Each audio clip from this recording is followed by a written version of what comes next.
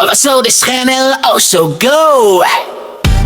Hello po sa lahat po ng mga Barda supporters and Barda lovers. Ito na po yung pinakamaganda at pinaka-accurate na latest news about Barbie and David Licauco kung saan may magbabalik. Mukhang narinig na po ng GMA ang panawagan ng lahat ng mga Barda fans patungkol po kay Barbie at David Licauco. Yun ang ating pag-uusapan maya-maya lang. At ngayong araw, puro good news po yung ilalabas natin for today's video dahil ito pong si Miss Catherine or si Miss Barbie Forteza finally ay inilabas na, diba? Katulad ng sinabi ko po sa inyo nung last update ko na si Miss Barbie Forteza ang napili, no, personally ng megastar Sharon Cuneta na makakolab sa isang proyekto. So, ito po yung sabi dito na sabi ng news ng Abante Tonight, sabi niya, naresibuhan ng bonggang balitang magsasama sa isang project sina megastar Sharon Cuneta at Barbie Forteza. Nagsimula sa sit-sit ng collab na nagkatotoo na nang ipakilala nga sina Sharon Cuneta at Barbie Forteza bilang lead star ng seryeng All or Die Mother sa isang formal na launch. Ipapalabas ito sa Prime Video PH kung saan ipinalabas ang maraming Pinoy series gaya ng The Alibi nina Kim Chu at Paolo Avellino. So, sa isang joint production, ito ay kamuning ng Dreamscape ng Ignacia. Sa magkahiwalay na IG post, sina Sharon at Barbie ay pareho nilang ibinahagi ang collaboration nilang ito. Ayon kay Barbie, dream come true ang tandem nila nito ni Sharon Cuneta. Sabi niya, she was the reason why I wanted to become an actress. Dreams do come true. Beyond excited to work with you, Miss Really Sharon Cuneta. Really Sharon Cuneta, yun nga. So, kasabay ng excitement niya makatrabaho si Barbie, binanggit rin ni Sharon sa kanyang post ang iba pang bubuo ng cast. So, ibig sabihin is, yung proyekto na to ay parang nag-aano pa sila. Sa ngayon po ay parang kinukumpleto pa nila, no, yung kanilang mga casting. So, ang prayer natin na sana makasama si David dito po sa nasabing casting na to kasi binubuo pa po siya. At ang talagang masasabi natin na nung talagang yung bida talaga dito si Miss Sharon Cuneta at saka si Miss Barbie Forteza kasi ko ang pinaka-title po ng nasabing serye is Honor Thy Mother, which means it talks about the relationship of Barbie or a daughter and a mother. Pwedeng ganon. O kaya naman, hindi natin alam kasi ganon talaga. Kung babasahin kasi if you're going to read between those lines, no, dito po sa kanilang title, sabi dyan, yun yung kanilang may new drama Honor Thy Mother is the first ever collab between B Giants, Kamuning Ignacia Creative Production by the one and only productions company Honor. Excited to be working soon with lovely Miss Barbie Forteza. Yun yung post po ito ng kanilang production team. And my favorite hubby, Jan Estrada, si Mr. Jan Estrada, and the young heartthrob, Khalil Ramos, praise God for this opportunity and beautiful projects. So, wala pang detalye pero sinabi niya ni Sharon na magsisimula na silang mag-shoot. Ilan sa mga kaibigan sa industriya ni Barbara ang natuwa sa bago niyang achievement, diba? Alam mo, napakalaking achievement nito para kay Miss Barbie kasi, parang dream come true. Makasama mo yung magagaling na actress. Pag ikaw po personally na pinili ng magaling na actress, which means, nakakita siya sa'yo ng napakalaking potential. Which means, isa ka na sa mga masasabi nating premyadong actress kapag po nakatrabaho mo na yung mga talagang may pangalan sa showbiz. And that's really a big thing for Miss Barbie.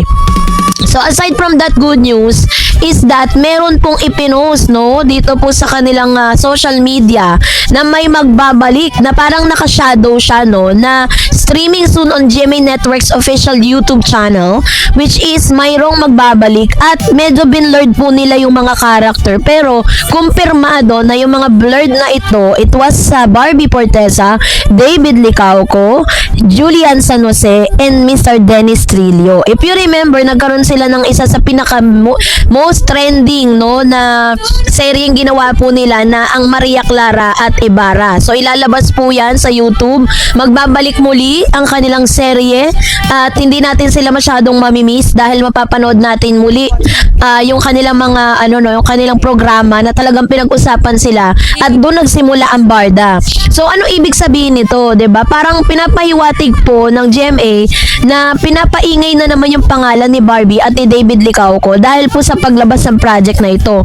Which means there are a big possibility or malaki po ang pag-asa ng mga Barda fans at Bardanatics na magkaroon muli sila ng collab, magkaroon ulit sila ng proyekto together. Kung pinaiingay na po yung pangalan nila ulit, di ba? Ganyan naman kasi sa showbiz. For example po, ito pong si Barbie ay maipa-partner po sa iba, paiingayin yung pangalan nila. Katulad na nangyari kay Jameson Blake tsaka kay Barbie.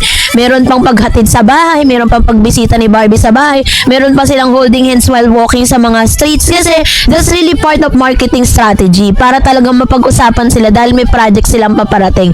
Pero after that, wala na, 'di ba? May mga sightings sa magkasama sila sa McDonald's, kung saan-saan, 'di ba? Pero after the project, after po matapos nun, wala na, 'di ba? Parang walang nangyari. So ngayon, eto na dahil ito naman si Barbie tapos meron silang project ni Enchong Di. I don't know what happened to that.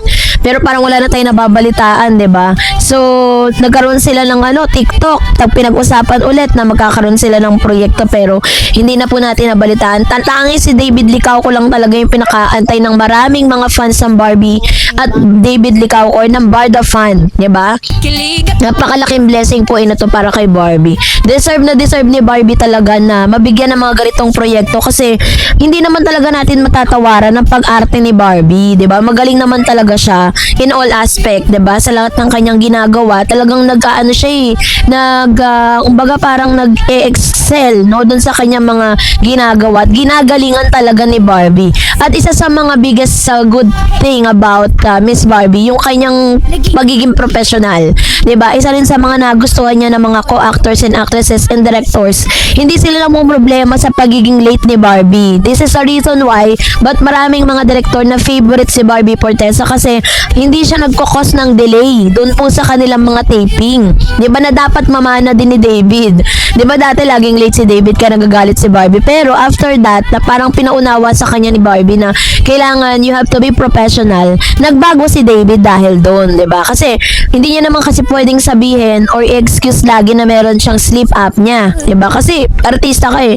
You need to kailangan mo mag-take ng sacrifices para po talagang mas gumanda pa yung takbo ng kanyang career, 'di ba? Yun yung pinaunawa ni Miss Barbie Fortesa para sa kanya. Kaya naman yun, mapapanood na po natin sila soon, YouTube streaming sa kanilang official network, GMA Network official YouTube channel. So abangan nyo po yan, magbabalik na po ang Maria Clara at Ibarra ni Barbie Fortesa and Mr. David Licauco, Dennis Trillo, Julian San Jose. Yan po yung mga casting na kailangan natin muling abangan at ibalik natin yung glorious days ng Barda sa pamamagitan ng online streaming na ito. So, that's it for today. For more videos and updates, please don't forget to like and subscribe. And please don't forget to follow my Facebook page, Dareds TV and Dareds channel. God bless everyone!